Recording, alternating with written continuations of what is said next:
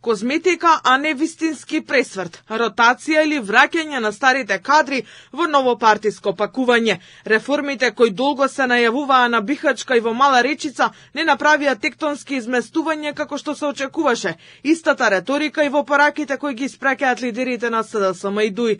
Наместо отстапување простор за нови лица и идеи, во услови на намалена доверба по катастрофалните изборни резултати, овие две партии повторно се подпираат на проверени, но веќе политички потрошени структури. Во новото раководство на СДСМ централната улога ја добија двајца подпредседатели: Јована Тренчевска, актуелна пратеничка и поранешна министерка за труд и социјална политика, и Александар Трајановски, кандидат за градоначалник на аеродром, кој ги загуби изборите. За дел од аналитичарите, ова е уште еден показател дека партиите повеќе се фокусирани на внатрешна контрола и балансирање на фракциите, отколку на реални реформи.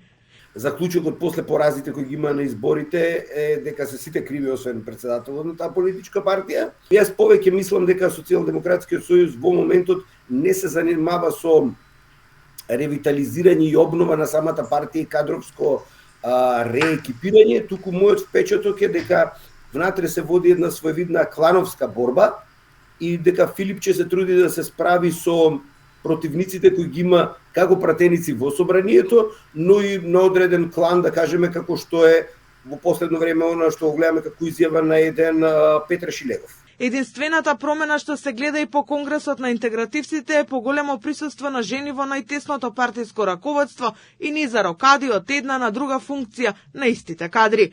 Ахмети се одлучи за повеќе познати имиња кои во изминатава година не се соочија со кривични пријави, како Бујер Османи, Арбер Адеми и Фатон Ахмети. Според аналитичарите, вечниот лидер на ДУИ Ахмети е забетониран на тронот, бидејќи единствено тој ги држи заедно ограниците од Скопје и другите градови каде што имаат партиско членство.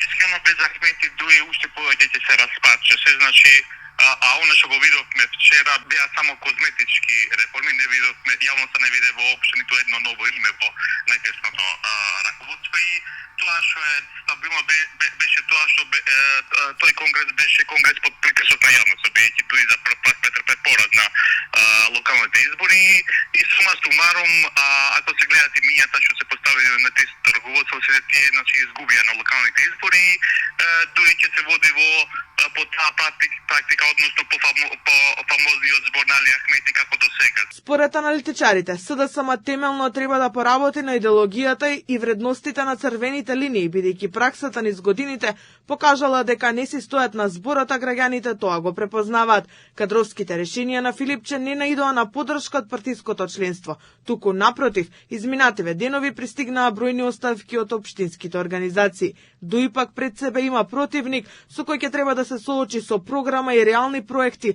а не националистичка реторика која користи 2 децении.